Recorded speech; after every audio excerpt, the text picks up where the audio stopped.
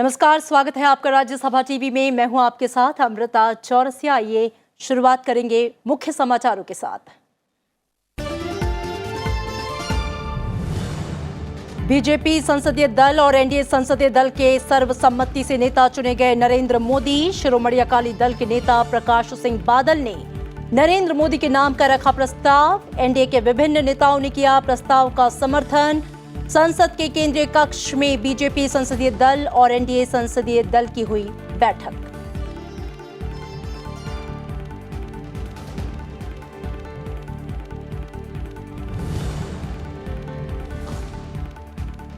सत्रहवीं लोकसभा के गठन की अधिसूचना जारी। चुनाव आयोग ने राष्ट्रपति को सौंपी 17वीं लोकसभा चुनाव से जुड़ी रिपोर्ट। प्रधानमंत्री नरेंद्र मोदी राष्ट्रपति रामनाथ कोविंद से मिलकर सरकार बनाने का दावा करेंगे पेश। एनडीए के नेता राष्ट्रपति से मिलकर सौंपेंगे नरेंद्र मोदी को नेता चुने जाने का पत्र।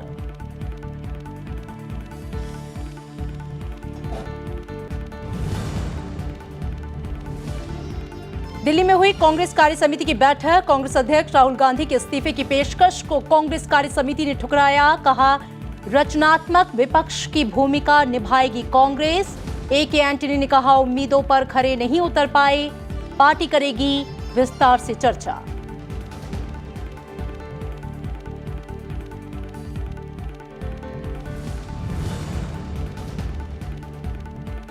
पश्चिम बंगाल की मुख्यमंत्री ममता बनर्जी ने की इस्तीफे की पेशकश। कहा, मुख्यमंत्री नहीं बनी रहना चाहती। केंद्रीय बलों पर लगाया खिलाफ काम करने का आरोप। कहा, चुनाव के दौरान बना दी गई आपातकाल जैसी स्थिति।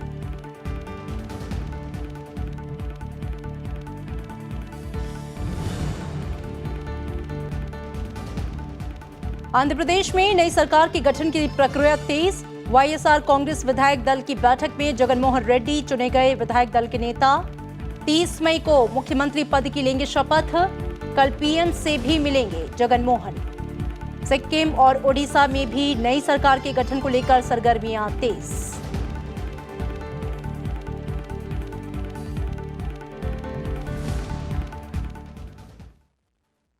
नरेंद्र मोदी को बीजेपी और एनडीए संसदीय दल का सर्वसम्मति से नेता चुन लिया गया है। संसद भवन के केंद्रीय कक्ष में पहले बीजेपी संसदीय दल की ओर से अमित शाह ने नरेंद्र मोदी के नाम का प्रस्ताव रखा, जिस पर राजनाथ सिंह और नितिन गडकरी ने समर्थन किया। इसके बाद बीजेपी संसदीय दल ने उन्हें सर्वसम्मति से अपना नेता चुन लिया। बीजेपी संसदीय दल का नेता चुने जाने के बाद एनडीए के सभी घटक दलों के नेताओं ने भी नरेंद्र मोदी को सर्वसम्मति से अपना नेता चुना। शिरोमणि अकाली दल के नेता प्रकाश सिंह बादल ने नरेंद्र मोदी के नाम का प्रस्ताव रखा। बिहार के मुख्यमंत्री नीतीश कुमार ने इस प्रस्ताव का समर्थन किया। इसके बाद शिवसेना संसदीय दल की ओर से उद्धव ठाकरे, लोक जनशक्ति पार्टी की ओर से रामविलास पासवान समेत एनडीए के विभिन्न नेताओं ने नरेंद्र मोदी के नाम का समर्थन किया।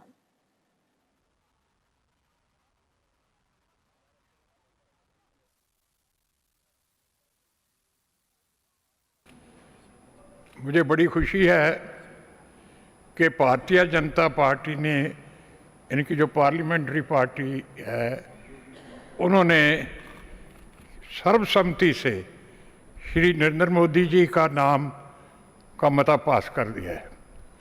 मैं शिरोमणि अकाली दल की तरफ से, जो भारतीय जनता पार्टी का बहुत पुराना साथी है, उसकी तरफ से इस प्रस्ताव जो हुआ है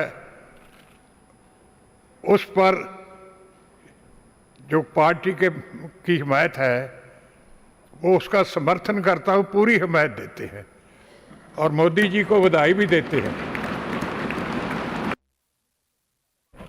मैं जनता दल यूनाइटेड के संसदीय दल की ओर से सर्वसम्मति से माननीय श्री नरेंद्र मोदी जी को राष्ट्रीय जनतांत्रिक गठबंधन के नेता के रूप में चुनने हेतु समर्थन देता हूं। हमारा दल माननीय नरेंद्र मोदी जी का भारत के प्रधानमंत्री के रूप में चयन हेतु प्रस्ताव का समर्थन करता है। धन्यवाद। गत चुनाव के बाद जब प्रधानमंत्री नरेंद्र मोदी जी देश के प्रधानमंत्री बने, तब पहली बार देश के गरीब से गरीब व्यक्ति को लगा कि संविधान की योजना में संविधान की स्पिरिट जो है वो सार्थक भी हो सकती है। सबसे गरीब घर में से कोई उठकर ये सबसे बड़े लोकतंत्र का प्रधानमंत्री बन सकता है। और मित्रों, उस वक्त देश की जनता ने एक प्रयोग किया था। मैं हमेशा वो प्रयोग को नरेंद्र मोदी एक्सपेरिमेंट कहता हूं। देश की जनता ने बहुत आशाओं के साथ मोदी जी पर भरोसा किया था। ये जनादेश जो है वो देश के 22 करोड़ गरीब परिवार हैं, जिनके जीवन में एक नया उजाला भरने का काम नरेंद्र मोदी सरकार ने किया, एनडीए सरकार ने किया। किसी को घर मिला, किसी को बिजली मिली, किसी को गैस का कनेक्शन मिला, किसी को शौचालय मिला, किसी को आरोग्य की सुविधाएं मिली। ये देश के 50 करोड़ गरीब जो देश की व्यवस्था में अपना स्थान ढूंढ रहे थे कि मेरी जगह कहां है, मैं कहां हूं, उसको अपनी जगह नहीं मिलती थी। ये 5 साल के अंदर नरेंद्र मोदी जी ने 22 करोड़ परिवारों के जीवन स्तर को जो उठाया है वो गरीब का आशीर्वाद, ये जनादेश है। और इस मौके पर प्रधानमंत्री नरेंद्र मोदी ने सभी नए चुने गए सांसदों को बधाई दी। उन्होंने कहा कि भारत का लोकतंत्र लगातार परिपक्व होता जा रहा है। हम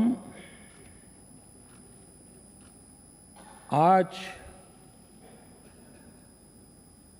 नए भारत के हमारे संकल्प को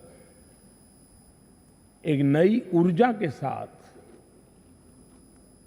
आगे बढ़ाने के लिए यहां से एक नई यात्रा को आरंभित करने वाले हैं। देश की राजनीति में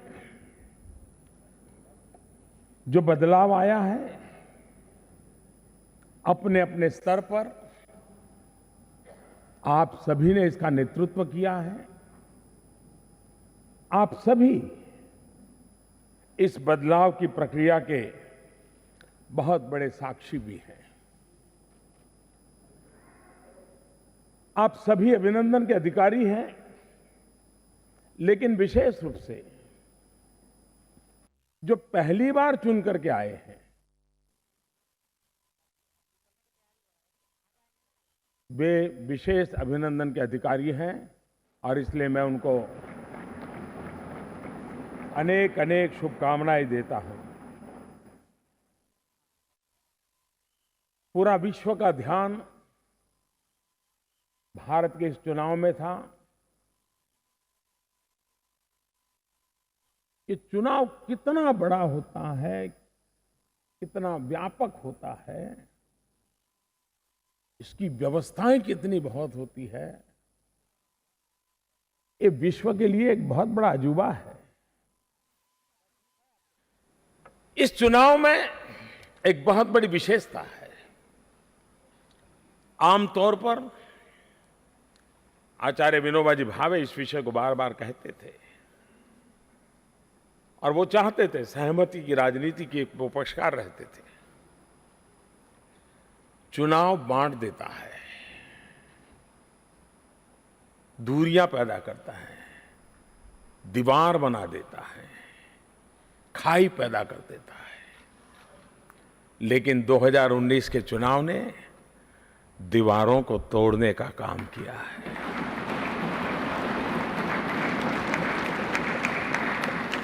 दो 2019 के चुनाव ने दिलों को जोड़ने का काम किया है। 2019 का चुनाव एक प्रकार से सामाजिक एकता का आंदोलन बन गया। समता भी, ममता भी, समभाव भी, मम भाव भी। ये समभाव और मम भाव का वातावरण, ये समता और ममता का वातावरण, इसने इस चुनाव को एक नई ऊंचाई दी है। और इसलिए शायद भारत के लोकतांत्रिक जीवन में चुनावी परंपरा में देश की जनता ने एक नए युग का आरंभ किया है और हम सब उसके साक्षी हैं। हम रचयिता हैं ऐसा दावा नहीं कर सकते, हम साक्षी हैं। और हमारे संवाददाता पंचानंद मिश्र हमारे साथ जुड़े हैं, उनसे लेंगे और ज्यादा जानकारी। पंचानंद, प्रधानमंत्री नरेंद्र मोदी को आज बीजेपी और एनडीए संसदीय दल का सर्वसम्मति से नेता चुन लिया गया और संसद का केंद्रीय कक्ष इसका गवाह बना। इस दौरान जो भी गतिविधियां हुई, आपसे उसकी विस्तार से जानकारी चाहेंगे। देखिए अमृता, जैसे ये औपचारिकता होती है, क्योंकि सरकार गठन की कोशिश आज से शुरू हो गई, उसी के तहत क्योंकि बीजेपी सबसे बड़ा दल है तो बीजेपी संसदीय दल की बैठक हुई, उसमें नेता चुना गया प्रधानमंत्री को। उसके बाद क्योंकि एनडीए की सरकार है तो एनडीए के नेता के तौर पर प्रधानमंत्री को यहाँ पर सर्वसम्मति से नेता चुना गया। अलग अलग एनडीए के जो दल हैं उन्होंने इस प्रस्ताव को किया और उसके बाद उसको सर्वसम्मति से मान लिया गया, पारित किया गया। तो प्रधानमंत्री को नरेंद्र मोदी को एक बार फिर से प्रधानमंत्री पद के लिए एनडीए की तरफ से नामित कर दिया गया। और अब प्रक्रिया ये है कि उसके बाद प्रधानमंत्री अब रवाना वहाँ पर एनडीए का जो दल है वो जाएगा राष्ट्रपति के सामने अपना जो दावा पेश करने के लिए। प्रधानमंत्री खुद जाएंगे और उसके बाद राष्ट्रपति उनको आमंत्रित करेंगे सरकार बनाने के लिए। ऐसा माना जा रहा है कि 30 मई वो तारीख होगी जब वो शपथ ग्रहण कर सकते हैं अपने कैबिनेट के साथ, अपने मंत्रियों के साथ। और कुल मिलाकर जो आज का जो भाषण था प्रधानमंत्री का, वो नए सांसदों के लिए सीख के तौर पर लाया ही, साथ में सरकार को एक तरह से ये संदेश देने की कोशिश की गई कि अगर एनडीए 2 की सरकार है तो कभी भी मंत्रियों में या सांसदों में कोई अहंकार की भावना नहीं आनी चाहिए। और जो एक मूल मंत्र उनका ये रहा कि सिर्फ गरीबों के लिए समर्पित ये सरकार है, तो सारे जो सांसद हैं या अगर मंत्री बन रहे हैं उनका लक्ष्य सिर्फ गरीबों के लिए जो उन्नति की जो योजनाएं हैं उसको आगे बढ़ाने में होना चाहिए। इसके साथ ही हमने देखा कि ऐसा कम होता है, लेकिन सार्वजनिक मंच पर उन्होंने नए सांसदों को कई सारे जो प्रचार है उससे सावधान रहने को कहा, चाहे वो समाचार माध्यम या टेलीविजन या अखबार में बड़बोलेपन से बचने के लिए कहा। साथ साथ ये भी कहा कि वो जो सत्ता की जो गलियारे होते हैं उससे प्रभावित होने की कोशिश न करें, सिर्फ अपना फोकस कामकाज में लगाएं। इस तरह की कई बातें और हिदायतें भी प्रधानमंत्री ने अपने नए सांसदों के लिए दी। और उन्होंने कहा कि जब इतना बड़ा मैंडेट मिला है, जो एनडीए 1 से भी ज्यादा एनडीए 2 के पास इतना बड़ा मैंडेट मिला है, तो एक जिम्मेदारी की भावना और ज्यादा कहीं ना कहीं बढ़ जाती है। और इसी को लेकर एक नीति स्पष्ट दिख रही है कि प्रधानमंत्री ने अपनी सरकार की जो नीति है उसको भी एक आगे उसको दिखाने की कोशिश की जनता के सामने, पूरे देश के सामने, कि किस तरह से वो आगे बढ़ना चाहते हैं और जो पुरानी सरकार की जो योजनाएं थी, नीतियां थी, उनसे भी बेहतर और उनको कारगर तरीके से क्रियान्वित करने के लिए सबका साथ सबका विश्वास का मूल मंत्र सभी नए चुने हुए प्रतिनिधियों को दिया। शुक्रिया इस पूरी बातचीत के लिए आपका। और लोकसभा चुनाव में बीजेपी के नेतृत्व वाले एनडीए की रिकॉर्ड जीत के बाद नई सरकार के गठन की प्रक्रिया भी अब शुरू हो गई है। एनडीए दल के नेता राष्ट्रपति भवन पहुंचने वाले हैं। थोड़ी देर में वो राष्ट्रपति रामनाथ कोविंद से मिलेंगे। आपको बता दें कि अपडेट ये है कि वो राष्ट्रपति भवन पहुंच चुके हैं और राष्ट्रपति से उनकी मुलाकात होने वाली है। राष्ट्रपति को नरेंद्र मोदी को गठबंधन का नेता चुने जाने की वो जानकारी देंगे। 17वीं लोकसभा में बीजेपी ने अकेले 303 सीटें जीतकर पूर्ण बहुमत हासिल किया है और एनडीए गठबंधन को 353 सीटों पर जीत हासिल हुई है। प्रधानमंत्री नरेंद्र मोदी, आपको बता दें कि राष्ट्रपति भवन पहुंच चुके हैं। थोड़ी देर में उनकी राष्ट्रपति रामनाथ कोविंद से मुलाकात होने वाली है और वो नई सरकार बनाने का अपना दावा राष्ट्रपति रामनाथ कोविंद के सामने पेश करेंगे। और इससे पहले राष्ट्रपति ने केंद्र और एनडीए सरकार की सिफारिश पर 16वीं लोकसभा को भंग करने की अधिसूचना जारी कर दी है।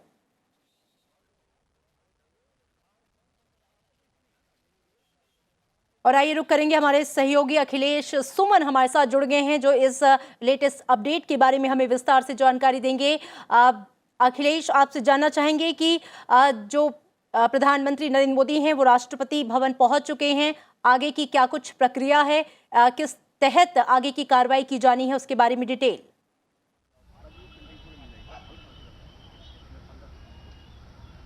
देखिए, एनडीए के जो नेता हैं वो अभी राष्ट्रपति भवन पहुंचे हैं। प्रधानमंत्री नरेंद्र मोदी अभी थोड़ी देर में पहुंचेंगे वहां। पहली औपचारिकता ये है कि एनडीए के नेतागण सारे, जिसमें कि बीजेपी के भी नेतागण शामिल होंगे, वे सारे लोग राष्ट्रपति को अपने समर्थन की चिट्ठी देंगे और उसके बाद प्रधानमंत्री नरेंद्र मोदी सरकार का दावा पेश करेंगे राष्ट्रपति के सामने जाकर, और राष्ट्रपति उन्हें सरकार बनाने के लिए आमंत्रित करेंगे। यह बहुत ही औपचारिक और बहुत ही खूबसूरत प्रक्रिया होती है, जिसमें कि तमाम बाधाओं को पार करके आप चुनाव लड़ते हैं, चुनाव में अपार बहुमत हासिल होता है, उसके बाद भी ये सारी औपचारिकताएं आपको पूरी करनी होती है। और इसी समय पता चलता है कि राष्ट्रपति हमारे देश का सर्वोच्च मुखिया होता है, जो इजाजत देता है जनता के द्वारा चुने हुए, सांसदों के चुने हुए प्रधान को प्रधानमंत्री के रूप में सरकार बनाने के लिए, और राष्ट्रपति उन्हें सरकार बनाने के लिए न्योता देंगे और उसके बाद प्रधानमंत्री उन्हें बताएंगे कि किस दिन वे शपथ लेना चाहते हैं। तो उसके मुताबिक राष्ट्रपति अपना कार्यक्रम तय करते हैं कि किस तरीके से वो शपथ दिलाएंगे। तो यह एक बहुत ही खूबसूरत प्रक्रिया होती है अमृता की, जिस तरीके से तकरीबन 2 महीने तक चुनाव की प्रक्रिया हमारे देश में चली, जिसका कि प्रधानमंत्री नरेंद्र मोदी ने खुद जिक्र किया कि 40 से 42 डिग्री टेम्परेचर के बीच जनता ने लाइन में लगकर वोट दिया, और उन्होंने खुद कहा कि इस दृश्य को और इस पूरे दौरान वे समझ रहे थे कि भारत की वो तीर्थ यात्रा कर रहे हैं। बीजेपी चुनाव नहीं लड़ रही है, नरेंद्र मोदी चुनाव नहीं लड़ रहे हैं, बल्कि जनता चुनाव लड़ रही है। इस रूप में उन्होंने इस चुनाव को रेखांकित किया, और आज उसका जो एक है कि उसका औपचारिक, जो कहते हैं कि अंतिम औपचारिक परिणति होनी है कि राष्ट्रपति उन्हें सरकार बनाने के लिए आमंत्रित करेंगे।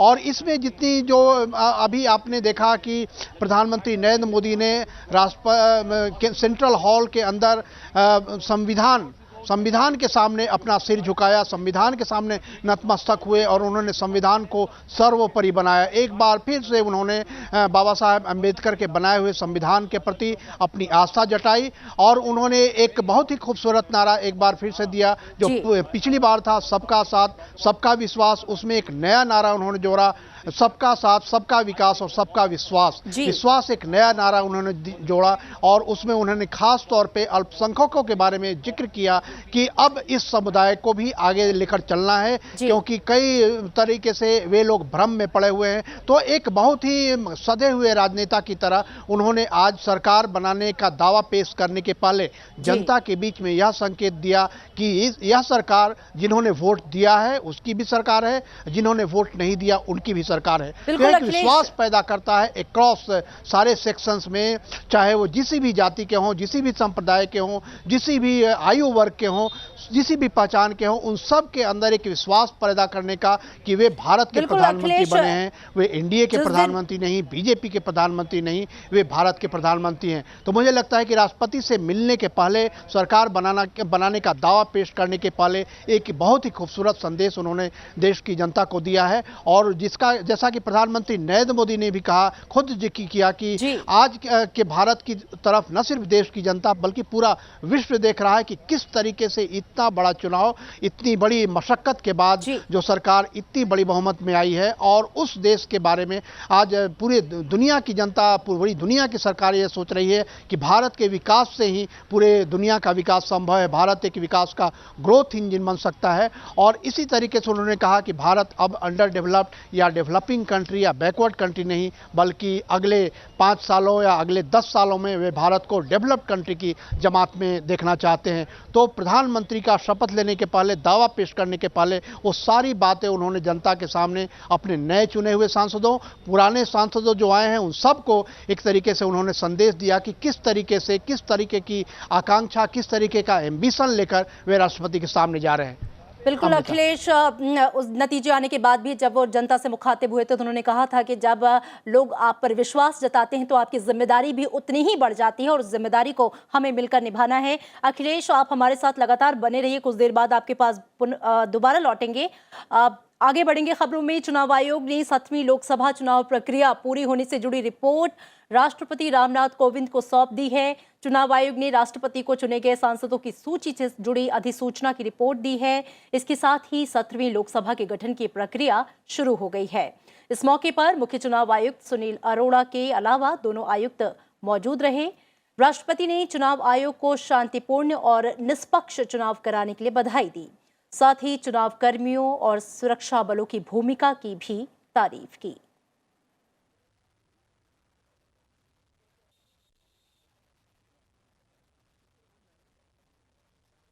प्रधानमंत्री नरेंद्र मोदी ने प्रधानमंत्री कार्यालय के अधिकारियों और कर्मचारियों से भी मुलाकात की। इस मौके पर प्रधानमंत्री ने पिछले 5 साल में समूचे पीएमओ की प्रतिबद्धता और प्रयासों की सराहना की। उन्होंने हर किसी से फिर उसी प्रतिबद्धता से और मेहनत करके भारत के लोगों की उम्मीदों और आकांक्षाओं पर खरा उतरने का आग्रह किया।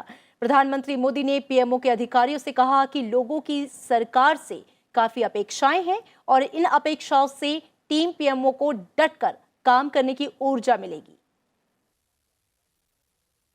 जिस इरादे से 2014 में चले थे, 2019 तक हमने हमारे मार्ग में जरा भी डाइल्यूजन नहीं आने दिया, डाइवर्जन नहीं आने दिया और डेडिकेशन हम बढ़ाते गए और उसी का परिणाम है कि हम अपेक्षाओं को पूरा करते रहे। उसी प्रकार से घर में भी एक स्वभाव रहता है कि 3 बच्चे हो और एक आध जरा अच्छे ढंग से कर लेता है तो सब कोई उसको ये करो, 2 को भाई अब उसको कहने से क्या मतलब है, जो करता है इस पर बहुत ज्यादा आता है। तो लंबे अरसे के बाद देश को लगा यार ये कुछ कर सकते हैं, चलो ट्राई करें इनके पास, और उसके कारण वर्कलोड भी बढ़ता गया। शायद पहले चिट्ठियां आती है उसको करा बदले 100 गुना ज्यादा चिट्ठियां आने लग गई। पहले लोग चाहते थे महीने में होगा तो चलेगा, लेकिन अब चाहते नहीं जी 30 मिनट में होना चाहिए, 30 दिन में क्यों, अब तो आप बैठे हैं। और इसके कारण भी प्रेशर बढ़ा और प्रेशर बढ़ने का कारण विश्वास था। अविश्वास के कारण प्रेशर बढ़ता है, उसकी अनुभूति अलग होती है। विश्वास के कारण जब प्रेशर बढ़ता है तो प्रेशर ऊर्जा में कन्वर्ट हो जाता है, वो अपने आप में एक एनर्जी बन जाता है। हम लोगों ने अनुभव किया है कि देश में जो हमसे अपेक्षाओं का प्रेशर बढ़ा उसने बोझ नहीं बना, वो एक ऊर्जा में कन्वर्ट हुआ। आपने भी अपने व्यक्तिगत जीवन में अनुभव किया होगा कि आप भी पहले की तुलना में जिस प्रकार से काम करते हुए एक नई ऊर्जा में परिवर्तन आया होगा। लोकसभा चुनाव में मिली हार के बाद आज दिल्ली में कांग्रेस की कार्य समिति की बैठक हुई। बैठक में कांग्रेस के शीर्ष नेता लोकसभा चुनाव में पार्टी की हार के कारणों पर उन लोगों ने मंथन किया। बैठक में यूपी अध्यक्ष सोनिया गांधी, पूर्व प्रधानमंत्री मनमोहन सिंह, पार्टी अध्यक्ष राहुल गांधी, महासचिव प्रियंका गांधी समेत कई वरिष्ठ नेता शामिल हुए। बैठक में पार्टी अध्यक्ष राहुल गांधी ने इस्तीफे की पेशकश की, जिसे कार्य समिति ने नामंजूर कर दिया। पार्टी ने उनकी अगुवाई में पूरा विश्वास जताया। कांग्रेस कार्य समिति ने जनहित के मुद्दों और रचनात्मक विपक्ष की भूमिका निभाने की बात कही। पार्टी ने हार के कारणों पर भी चर्चा की। हार पर मंथन के लिए पार्टी बाद में विस्तार से चर्चा करेगी।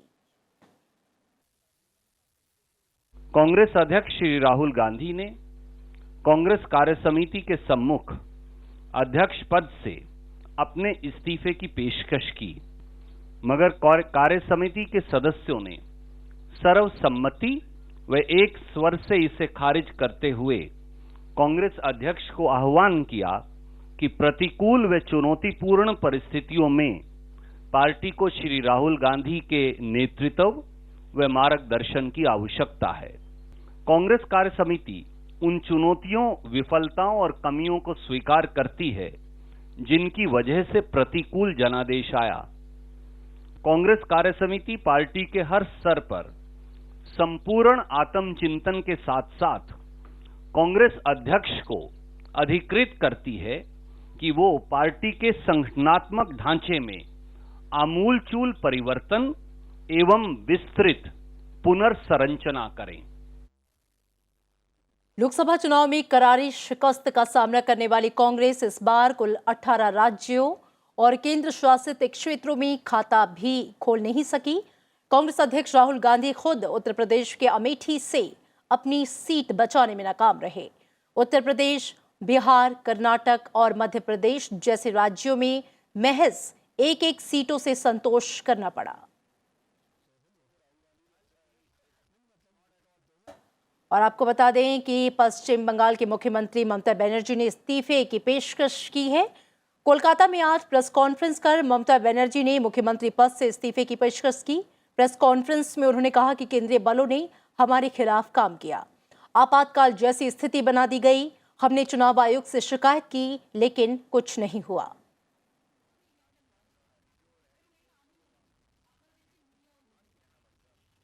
लोकसभा चुनाव में एक बार फिर दिल्ली की सभी 7 सीटों पर जीत दर्ज करने के बाद दिल्ली बीजेपी ने आज प्रेस कॉन्फ्रेंस की।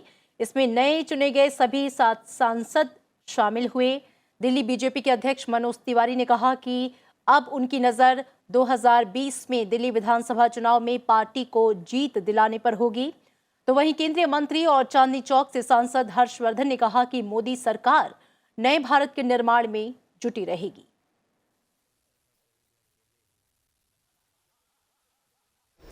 कि दिल्ली की जनता जो है इन दोनों पार्टियों से पूरी तरह से डिसइल्यूजन्ड हो चुकी है, पूरी तरह से इन दोनों पार्टियों से हताश हो चुकी है।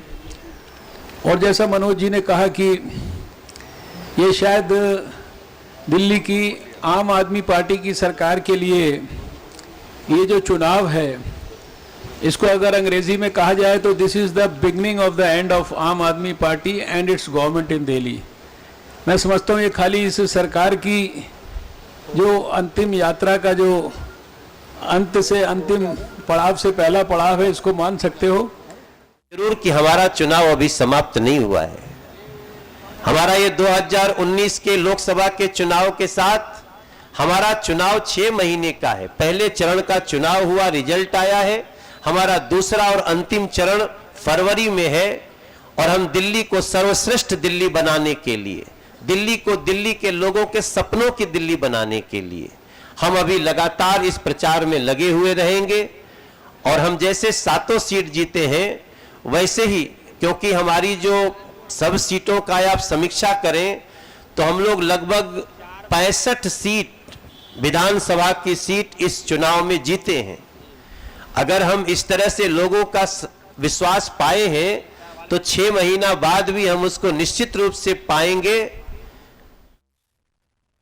और आंध्र प्रदेश में नई सरकार के गठन की तैयारियां अब जोरों पर है। आंध्र प्रदेश में हुए विधानसभा चुनाव में सत्ता परिवर्तन हो गया है और वाईएसआर कांग्रेस ने बहुमत के साथ प्रचंड जीत हासिल की है।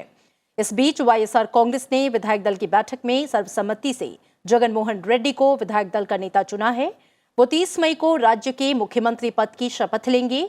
175 विधानसभा सीटों में वाईएसआर कांग्रेस ने 191 सीटों पर जीत हासिल की है, जबकि सत्तारूढ़ टीडीपी को करारी हार का सामना करना पड़ा। पार्टी को महज 23 सीटों पर जीत मिली है।